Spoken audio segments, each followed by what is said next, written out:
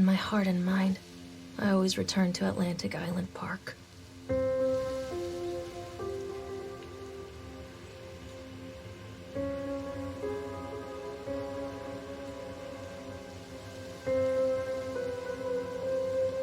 Where's Mr. Bear? I haven't seen Mr. Bear, Callum.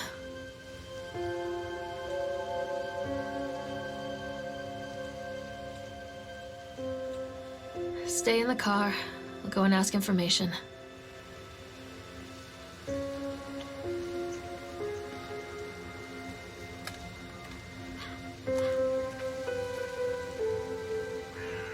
Attention, patrons. The park is now closed. Please make your way to the car park at your earliest convenience. Employees, prepare the park for shutdown. Callum was born the day this place opened. This is his favorite place in the world.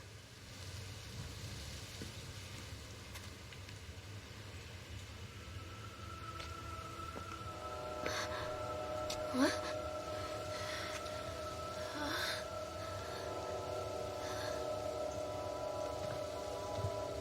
Hey, Lorraine. Lorraine. Don't blame yourself, Lorraine. People lose things all the time. Take a deep breath and think about the last place you saw your son's teddy bear. Hey, stop! I think your boy just ran into the park. I'll unlock the gates for you.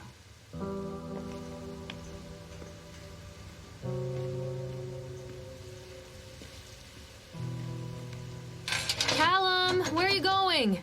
This way!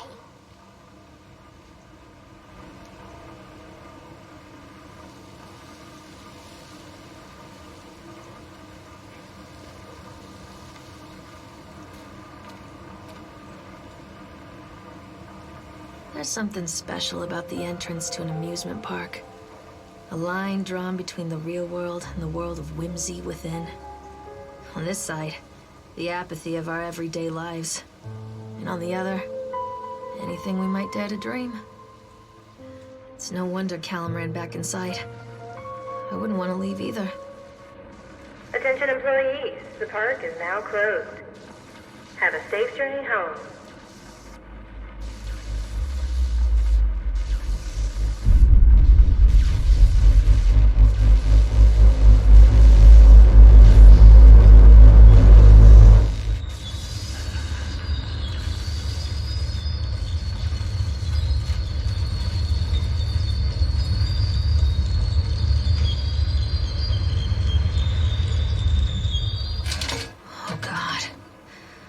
Park.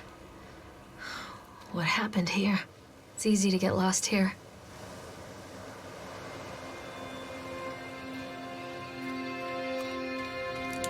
You can't catch me. Callum!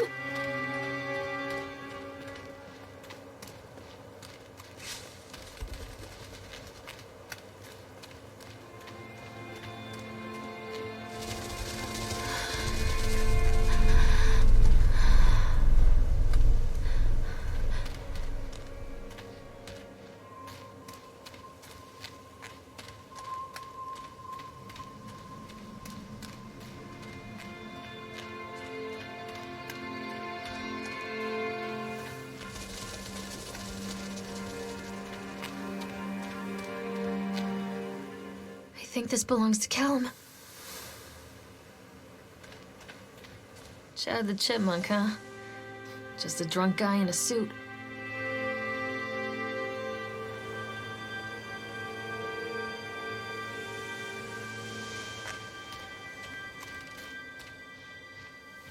I wonder what this is.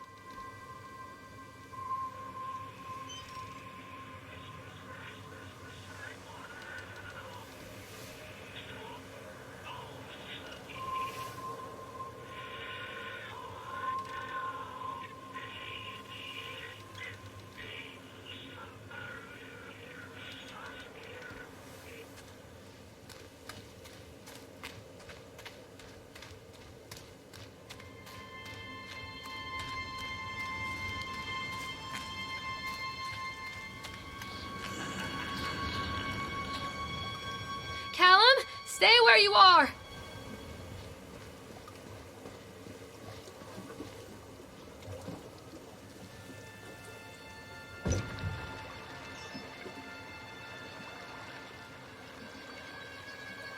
Come on, Mommy.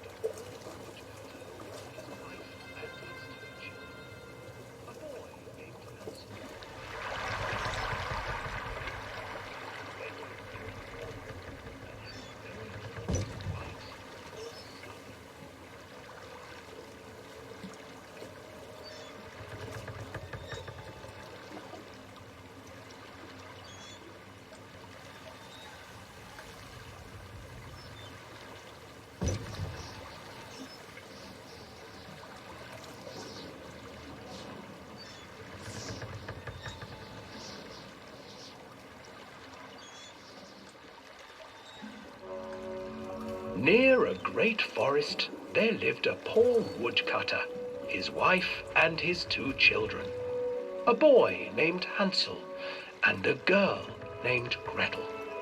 They were very poor and had very little to bite or sup.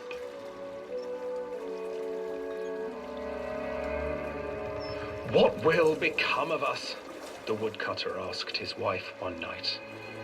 "I tell you what, husband, we will take the children into the thickest part of the forest tomorrow and abandon them there." "No, my wife, I cannot do that," said the man. "Then we will all 4 starve, you fool." Hansel and Gretel overheard their parents talking, and Gretel began to weep. "Do not fret, Gretel," Hansel said. He crept out of the hut and gathered white stones from the ground to fill his pockets.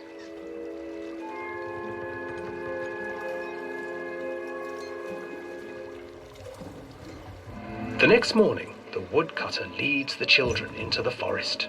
Before they leave, their mother gives them a slice of bread and warns them that they will get no more food that day. Clever Hansel leaves a trail of white stones behind them as they pass into the woods. When their father leaves them, the children wait a while, then follow the trail back to their parents' house. After receiving a thorough scolding from their parents for getting lost in the woods, the children are sent to bed without any supper. Hansel tried to sneak out and collect more white stones, but found that the door was locked.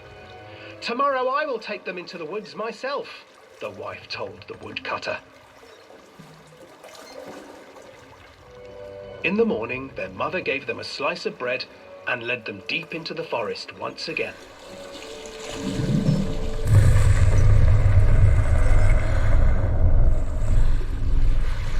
Hansel broke his bread into pieces and left a trail of breadcrumbs to lead them safely home.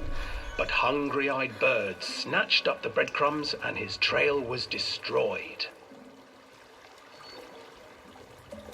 Abandoned by their parents and unable to find the trail home, the children wandered in the forest for 3 days.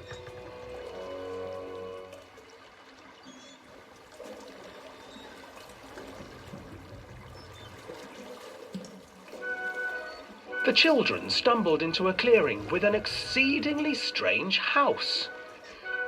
Its walls were made of gingerbread, and its windows were panes of clear sugar.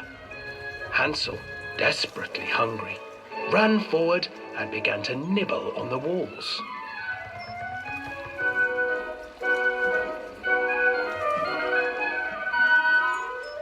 "Nibble, nibble, little mouse.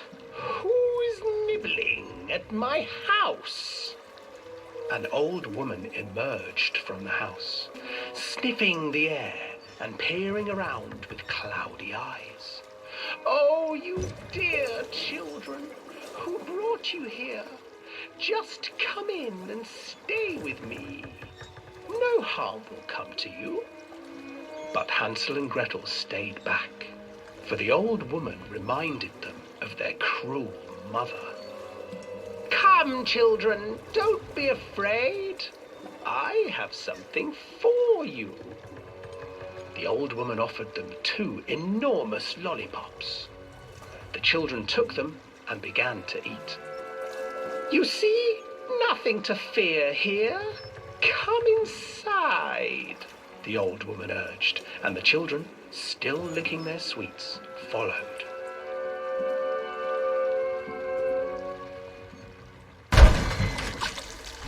Once inside the house, the old woman changed. She stuffed Hansel into a cage and put Gretel to work, sweeping and cleaning her hut. Your brother will make a good mouthful, the old witch told Gretel.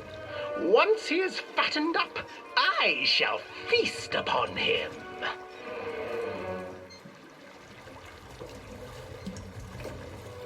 Time passed, and poor Hansel refused to eat, fearing the day that the witch would eat him.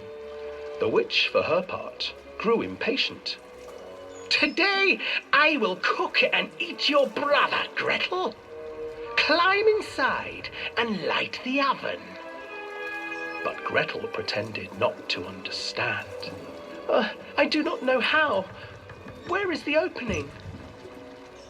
Fool, the old witch said. The opening is here. And she moved to show Gretel. Seizing her courage, brave Gretel gave the witch a shove, and the old crone tumbled forward into the oven. Gretel slid a large iron bolt over the door to the oven. Gretel freed her brother Hansel, and together they lit a fire beneath the oven. And though she screamed and begged, the children sat by the oven until her screams had stilled, and the witch was cooked. And then, because even children can't survive on sweets, they divided up the body of the old witch and ate her.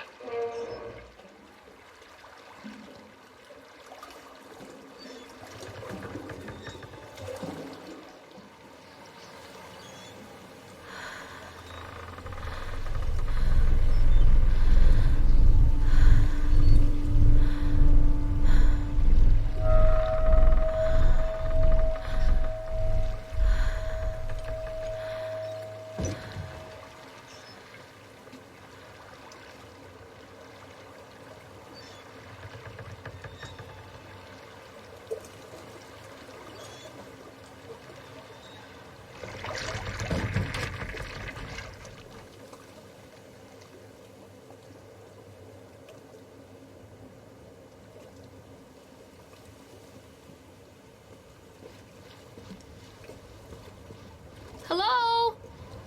Hansel and Gretel. I used to read it to Callum when the electricity was shut off. Those poor children. The whole world against them. The forest, the birds, the old witch, even their own parents. I used to imagine that Callum and I were the kids in that story. Not mother and son, but brother and sister, hand in hand against the unkind world. We were always hungry, looking for our own house made of candy, looking for the sweetness that could take the pain away. Hunger leads people to desperate, terrible places where the tree branches reach like claws.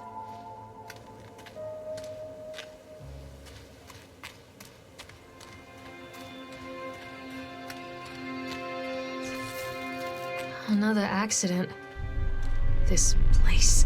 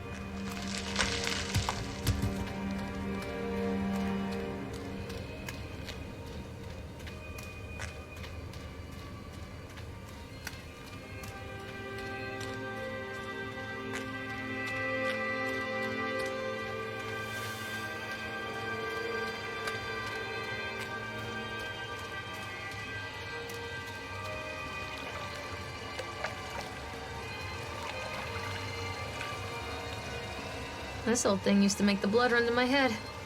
Make me dizzy. The guy just snapped. Those poor kids.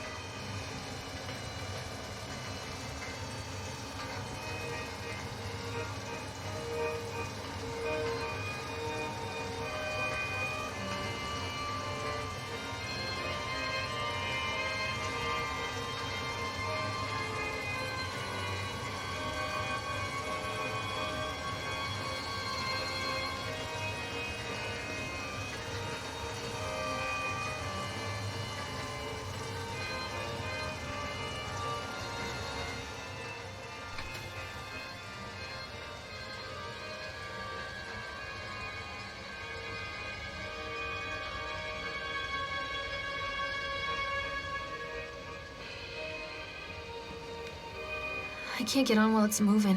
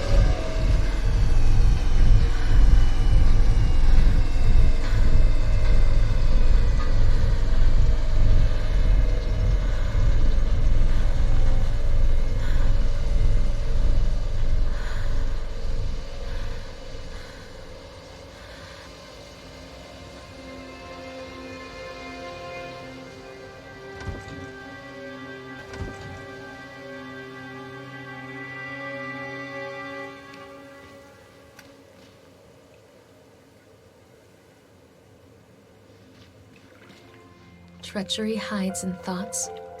Treachery that lashes like a whip and scars our insides. The first time I saw Callum, my thoughts betrayed me. I looked down at this wrinkled, red, bawling thing and I thought, is that it? We build our world from expectations, and the world that I had built for Callum was no different. He was so real, so there, and so far from my expectations. They shattered, and as they fell in pieces, that one treacherous thought became a new foundation. All of the love that we shared, all of the warmth and goodness that followed, built on a single, traitorous thought.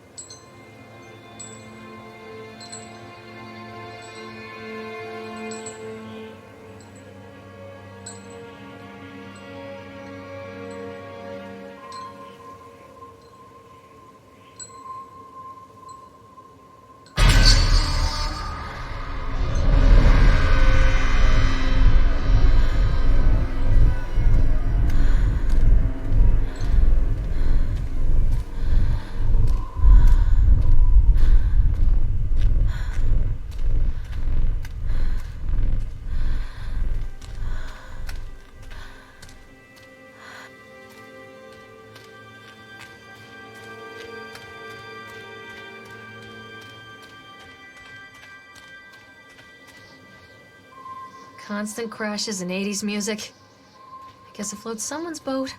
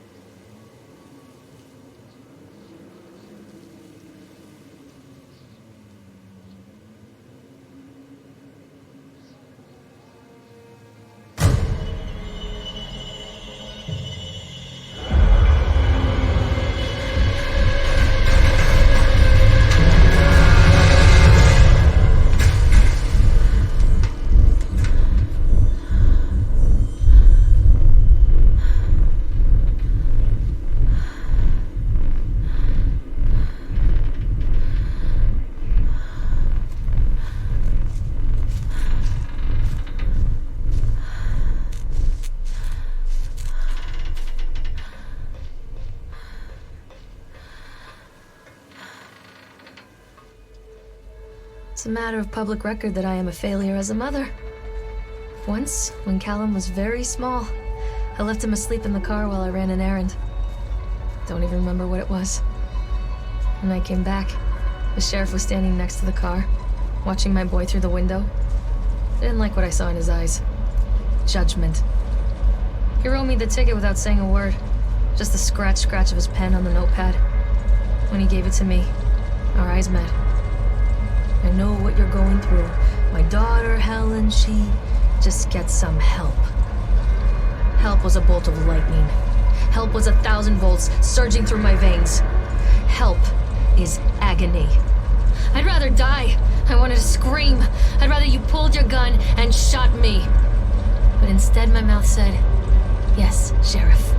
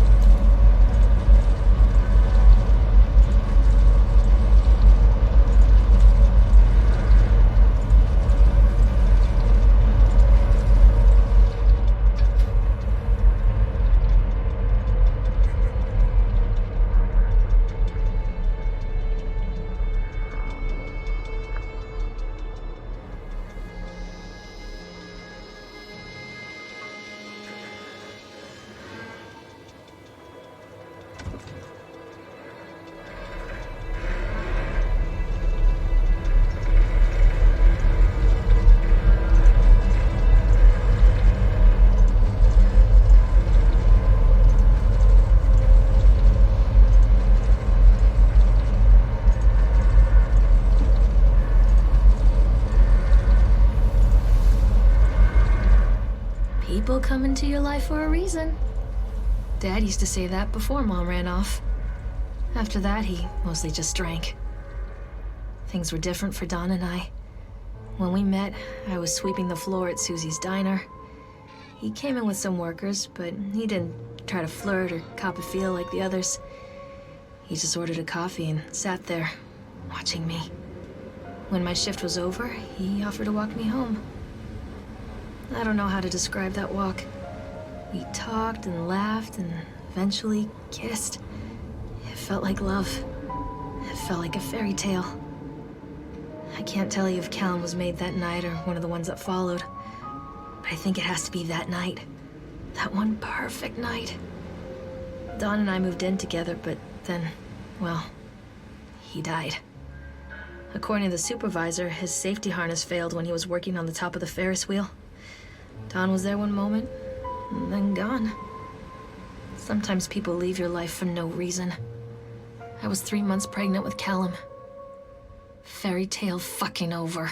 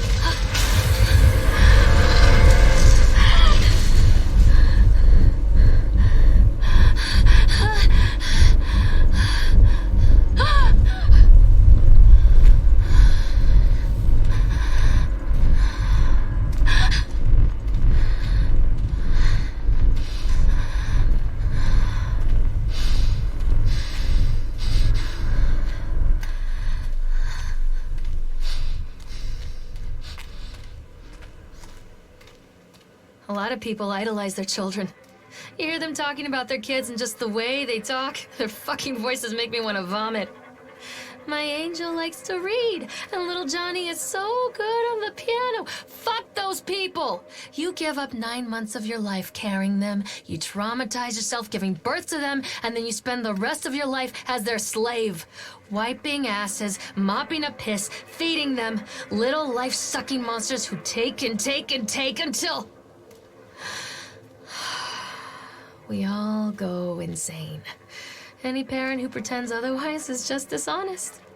That's called choice supportive bias. I am honest. Callum really grinds my gears, and he owes me everything. Everything. It'd serve the little fuck right if I just abandoned him.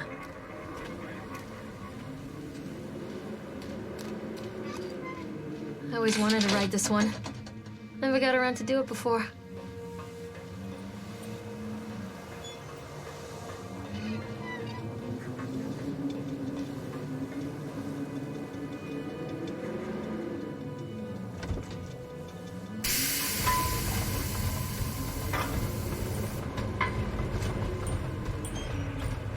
What do you want? We need to talk about Callum. What do you mean? What have you done to him? That's insulting. You and your boy are everything that this place doesn't want. The antithesis of what we stand for. Where is Callum? The poor child. He tried so hard to do what he was taught. He even left you a trail of breadcrumbs. But the park is just so hungry. Tell me where my son is. The witch has it now. Has both of you. No happy ending here, I'm afraid. Just leave me alone. Fool. You always were.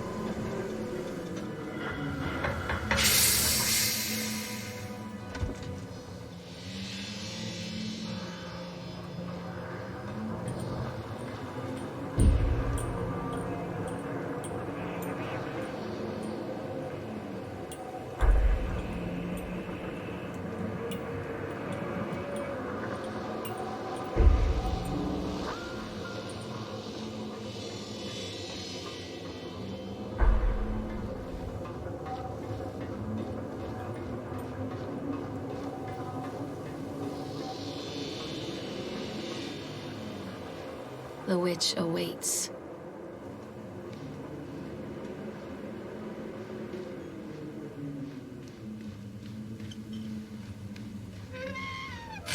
Callum has bruises on his arms, finger marks.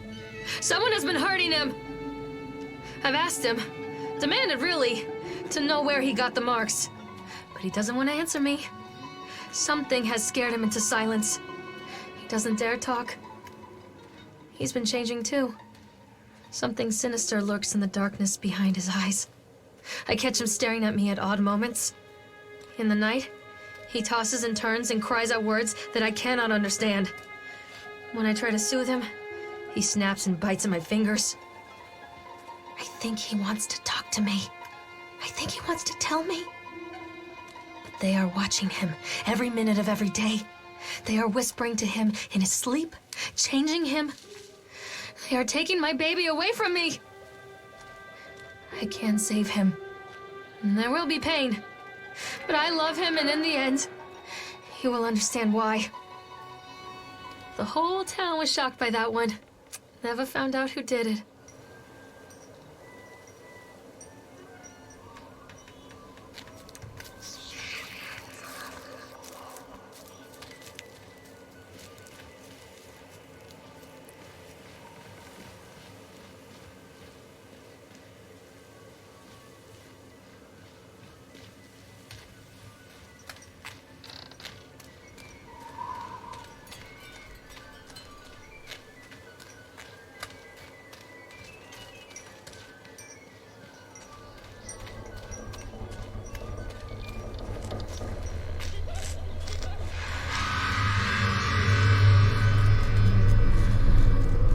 Bastard.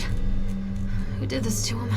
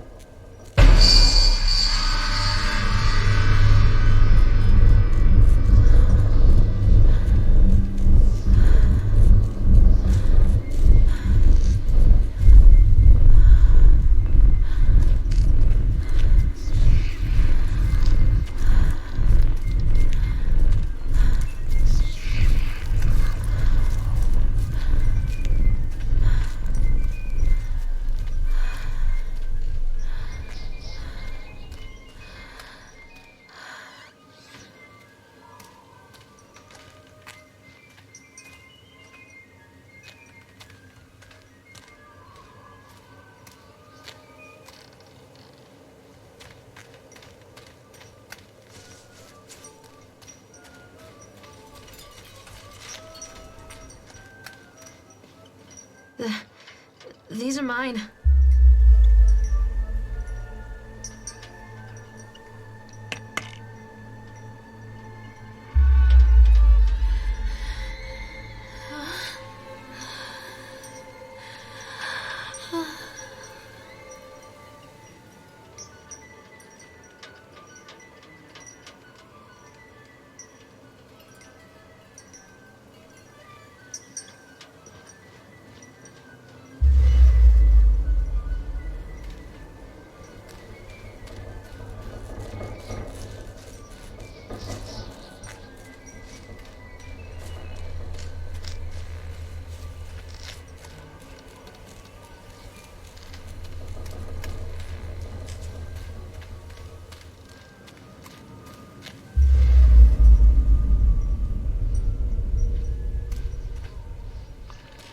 Don't touch me!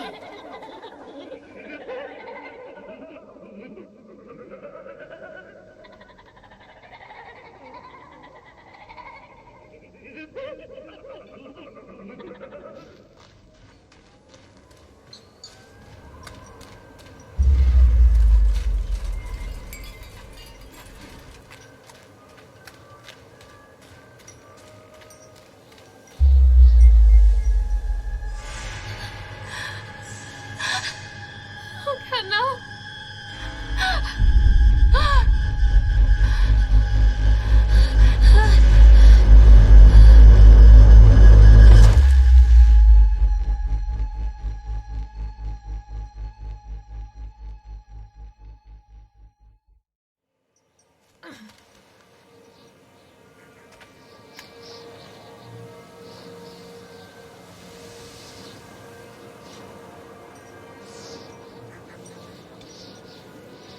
The park is a collage of contradictions all of its own. Millions of people die every year in car crashes, and the park has little cars designed specifically to simulate that action. Hear the children scream with joy. In the sideshow alley, you can walk away with 15 cents worth of mass-produced Chinese teddy bears, while a grinning carny pockets your hard-earned $5. What secrets lie beneath the sullen waters of the lake? The tears of jilted lovers, the soiled condoms of illicit affairs, the clotted blood of the lonely suicide. And the face of the witch looms over it all. I've always despised her toothy grin and warty nose. I hate that sparkle in her weathered, watchful eyes. I think Callum is waiting for me. Inside.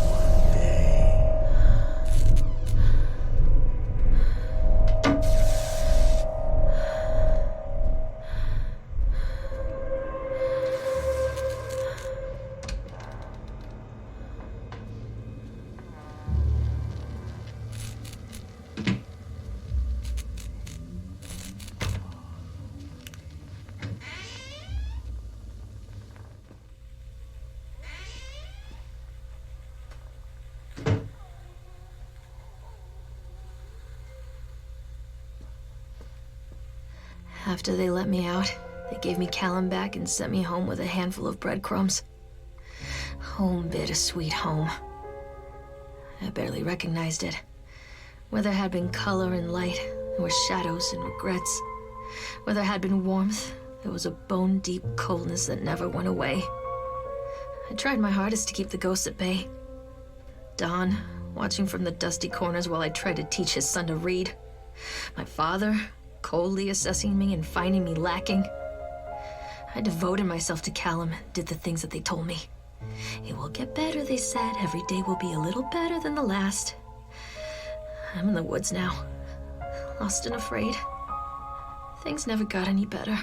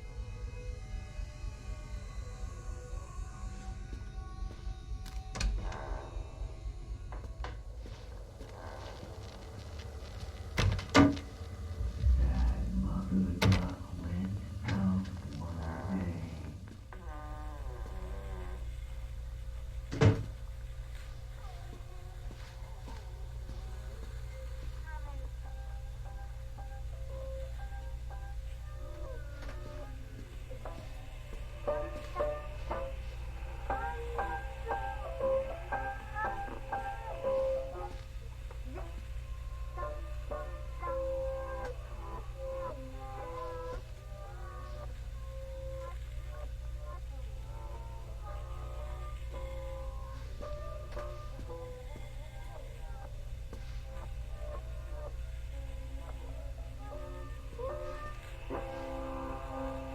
do you say about that, Grandma?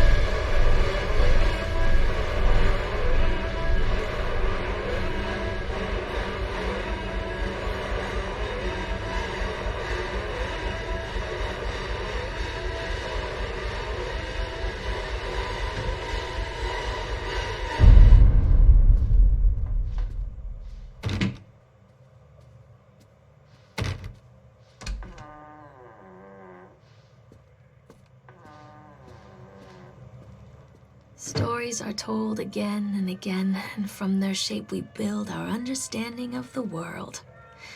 2 children are led into the woods. They are lost for a time, but then are captured by an old witch. A child goes missing in Atlantic Island Park. He wanders lost for a time before finding his way into the mouth of an old witch. In the oldest version of this story, the mother and the witch were the same person. I never wanted to be the witch, but I am, aren't I?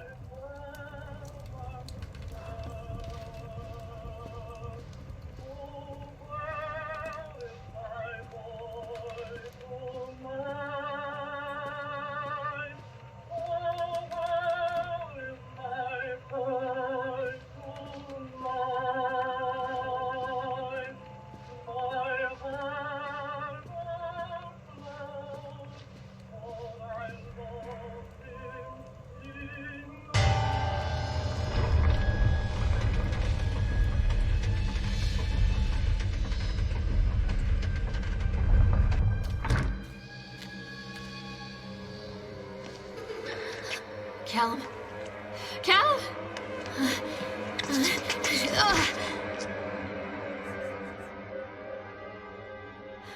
Callum? Callum? Callum!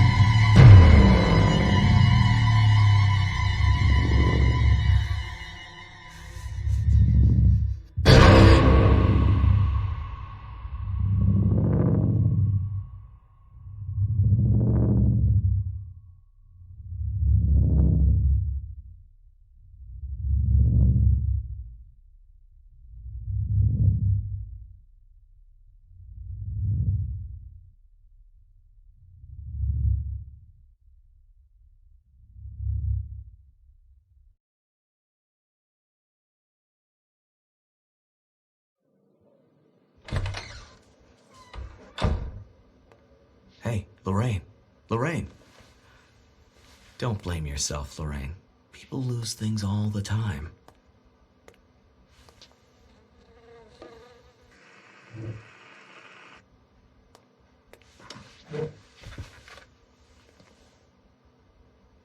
Take a deep breath and think about the last place you saw your son.